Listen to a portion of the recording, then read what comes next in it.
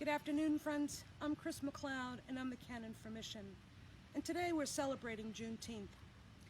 Juneteenth is that day in 1865 when the Union Army arrived in Galveston, Texas, and read the federal order that proclaimed that all of the slaves in Texas had been freed. Although the Emancipation Proclamation had formally freed most of the slaves in the country almost 2.5 years earlier, this liberating news had not reached Texas because Texas was the farthest and most remote slave state in the Union. Texas had been largely isolated from both the Union and Confederate armies during the Civil War and was really removed from the horrific battles that had gone on. Texas became a place of refuge for slaveholders who wanted to ensure that their property never learned of their freedom. On June 19, 1865, freedom was given to the slaves. And so this day has special meaning in the Black and African American communities. And we'd like to share a documentary with you right now, about 2.5 minutes long. Juneteenth means to me progression, transition. Juneteenth, a cross between June and 19, commemorates the official end of slavery in Texas on June 19, 1865. That's over 2 years after the Emancipation Proclamation was signed into law by President Lincoln. News of their new freedoms was slow to reach some slaves throughout the country, and historians theorize that Texan slave owners suppressed the information in order to get one final cotton harvest from the slaves. On June 19, 1865, Major General Gordon Granger and Union troops arrived in Galveston to announce the war had ended and delivered General Order No. 3, which proclaimed that all slaves were free. The first official Juneteenth celebration took place in Texas a year later and became a state holiday in 1980. Juneteenth is celebrated in many ways, ranging from parades to cookouts and other activities. But Juneteenth isn't just about celebrations. It also serves as a time to further the conversation on the legacy left by slavery in the United States, and as a means of discussing ways to address it, like the hotly contested topic of reparations. We recognize our lineage as a generational trust, as inheritance. And the real dilemma posed by reparations is just that, a dilemma of inheritance. It is impossible to imagine America without the inheritance of slavery. First sponsored by John Conyers in 1989 and reintroduced every session until his retirement in 2017, the Commission to Study and Develop Reparation Proposals for African Americans Act tries to tackle the subject. The bill is now sponsored by Texas Democrat Sheila Jackson Lee in the House and Senator Cory Booker in the Senate.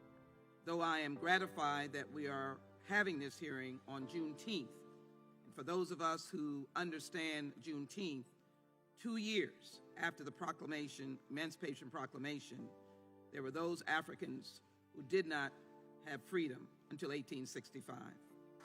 H.R. 40 is in fact the response of the United States of America long overdue.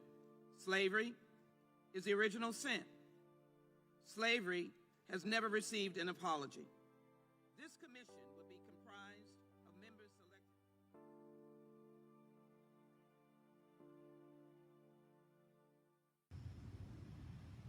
As we heard at the end of that clip, Representative Sheila Jackson Lee stated, "Slavery is America's original sin. Slavery has never received an apology." There are so many today who still have difficulty understanding what the legacy of slavery has wrought in this country, how it continues to inform and shape our daily lives, all of our lives, in so many ways.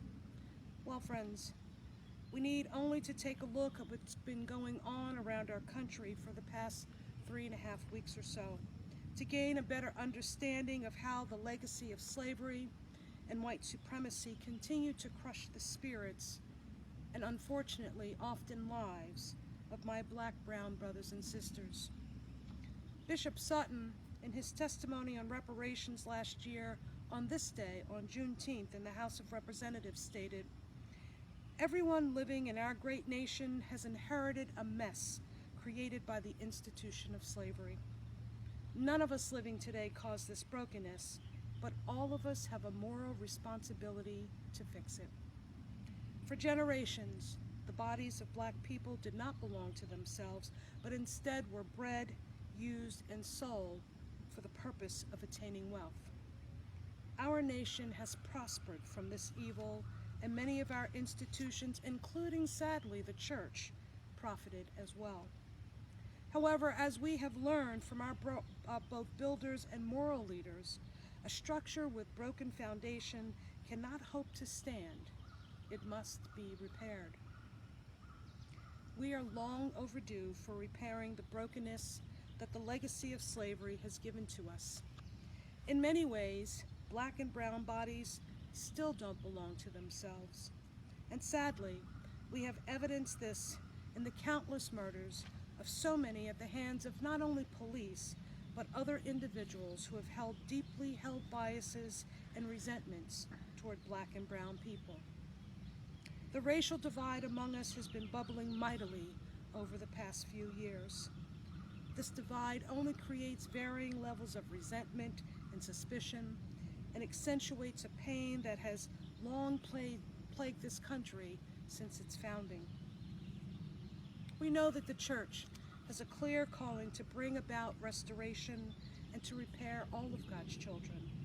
Through our baptismal covenant, we are called to seek and serve Christ in all persons, loving our neighbors as ourselves, and to strive for justice and peace among all people and respect the dignity of every human being.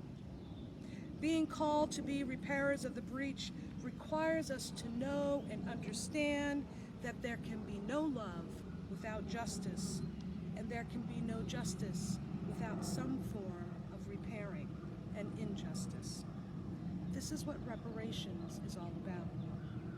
Repairing a long past due injustice, not only to those who are direct descendants of slavery, but also to the Black and brown people who have become victims to systems that emerged and created and continue to support the disproportionate disadvantaging of people of color. Reparations is not just about monetary compensation, but it's a component. As Christians, it's about understanding that an act of reparation is an attempt to make whole again, to restore, or to reconcile for a wrong or injury. It's time for us to really do some honest, deep reflection on the state of racial disparity and brokenness in our country. It's also time for us to make a commitment and devotion to real reconciliation. Forgiveness is but a simple step along this long journey to reconcile our past, our deeply hurtful history. It's time to truly begin to mend the broken places and heal the wounds that we have all inherited from the denigrating treatment of our fellow human beings. We invite all members of the diocese to take up the work of dismantling racism throughout not only our country, but most importantly in our church. We invite you to engage in deep conversations, to engage in deep listening with one another, to work toward a deeper understanding of why reparations in its many forms is so important towards the healing of this country. It is and will be hard, painful work, but necessary work. My brothers and sisters, we are all witnesses to these times. The work of justice is never easy, and really, it never ends. Today is our generation's task to begin the process of making restitution. It's time for us to move into a deep understanding of God's mandate to proclaim the message of reconciliation to which God has called us as ambassadors of Christ. Friends, we can no longer afford to fail. With a grateful heart for all of you, God's peace.